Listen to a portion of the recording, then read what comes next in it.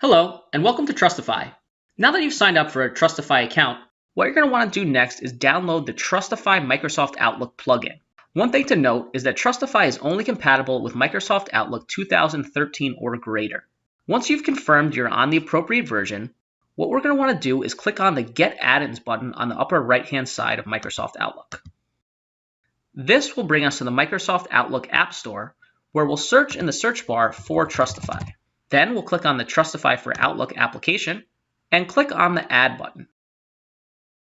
Here we can see that the application has now been added to our Microsoft Outlook, and we can close this window.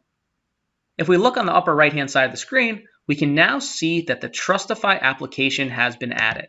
If we click on this, it'll open up the Trustifi application and we can sign in with the user credentials that we've signed up our Trustifi account with.